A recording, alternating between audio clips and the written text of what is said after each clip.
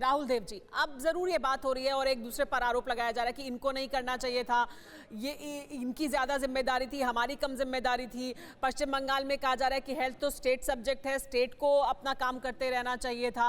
ये अब बातें हो रही हैं तमाम, लेकिन हमने देखा है चुनाव के दौरान किसी भी दल की तरफ से इसको सख्ती से इसका पालन नहीं कराया गया कि आप कोविड प्रोटोकॉल्स का पालन करें, डिस्टेंस बनाएं। वो तो हो भी नहीं सकता था जितने बड़ी संख्या में लोगों के बीच रैली और जनसभाएं की जा रही थी। बिल्कुल सही बात है सुमेरा। और जो दो सबसे बड़े दल हैं पश्चिम बंगाल में और बाकी सब जगह भी आप देख लें तो जो जितना बड़ा होता है उसकी उतनी बड़ी जिम्मेदारी होती है। और ये मानना ही पड़ेगा सबको कि जितने बड़े दल थे जिसमें बीजेपी भी शामिल है और तृणमूल कांग्रेस भी शामिल है, उन्होंने कोई भी सावधानी किसी का पालन नहीं किया। उन्होंने कोई सख्ती नहीं बरती अपने अनुयायियों के साथ, उनको कड़ाई से कहा नहीं, उनको बचाने की कोई कोशिश नहीं की और सब उस माहौल को, चुनाव के माहौल को भुनाने में लगे रहे।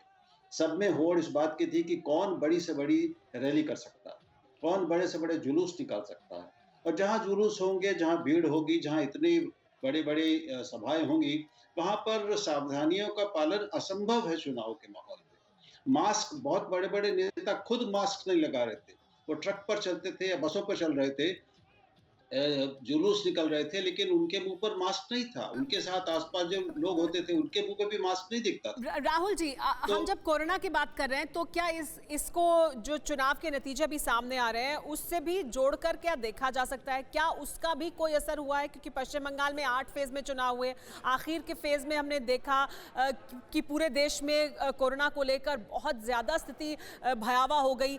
क्या उसका असर आपको लगता है कि कुछ हुआ है, या ये अलग मुद्दा है, उसका उतना प्रभाव नहीं है? अड़ी सोमवार से शुक्रवार शाम 6 बजे सिर्फ TV9 भारतवर्ष पर।